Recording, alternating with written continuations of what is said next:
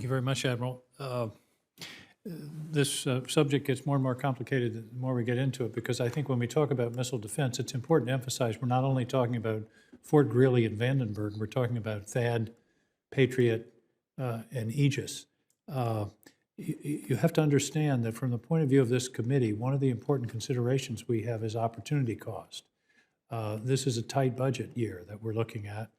And so when you spend money on one thing, that means you don't have money to spend on something else, and that's something that we have to look at.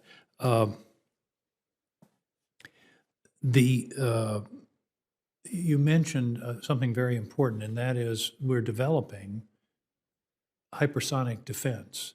Could you expand upon that, being aware that this is an unclassified setting?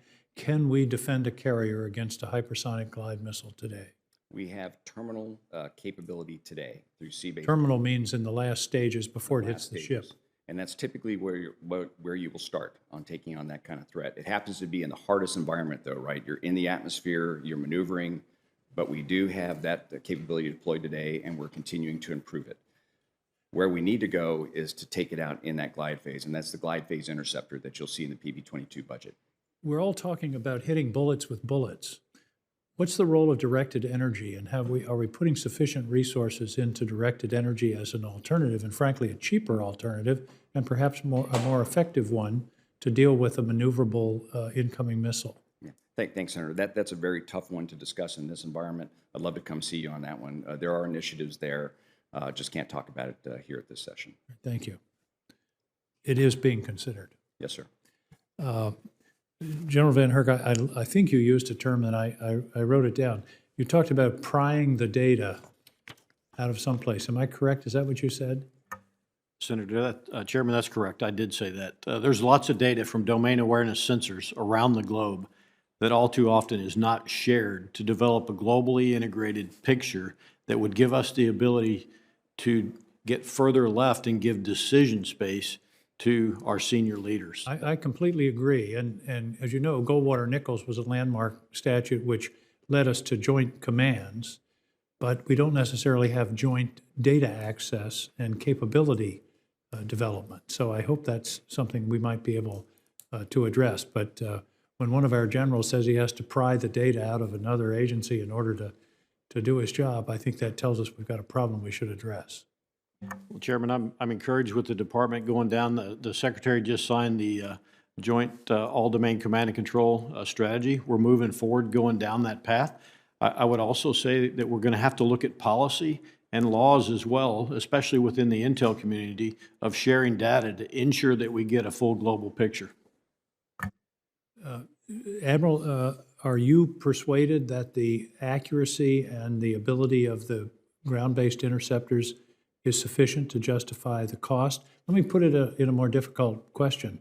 Which would you rather have, the ground-based interceptors or 5 additional Aegis destroyers? Well, for the ballistic threat, the GBIs today and the NGIs tomorrow go after that threat. They're spec'd for that. NGI, as you know, it's got a hard requirement on it. It's to cover all 50 states. That's why it's a 50-foot missile and 50 foot in diameter. It's got a hard requirement on it. I would rather have more GBIs and NGIs against that threat. The Aegis ships and what they do for a totally different mission. And they're multi-mission ships. They have a lot of different missions that they're executing. But THAAD, Aegis, and Patriot have a higher success rate, do they not? The way the success rate was mentioned earlier it's always entertaining to me, right? If you have a failure in a program, you're going to learn from that failure, right? We talk about it all the time, right? Hey, learn from your failures, right?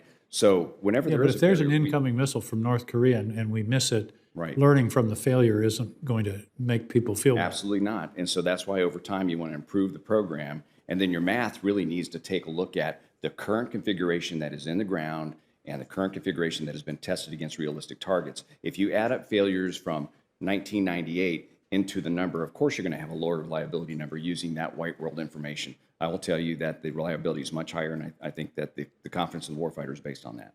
Final question, and my wife says I say finally too much, it gets people's hopes up.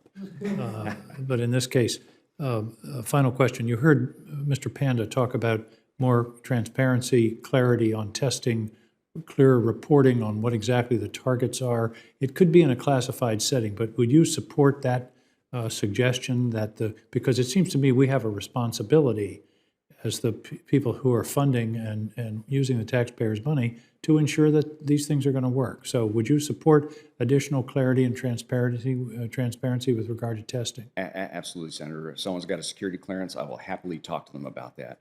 And I'll tell you, we've got a great test record that I'm very proud of. And you can't just look at live fire, right? That's a one shot, right, in a broad battle space. We ought to look at the ground test data, right? That's where your real numbers and your statistics come from. So I'd be happy to show that to anybody that's interested and has the appropriate clearance. I think that's something we can follow up on. Thank you very much. Yes, sir. Thank you all. Senator Fisher.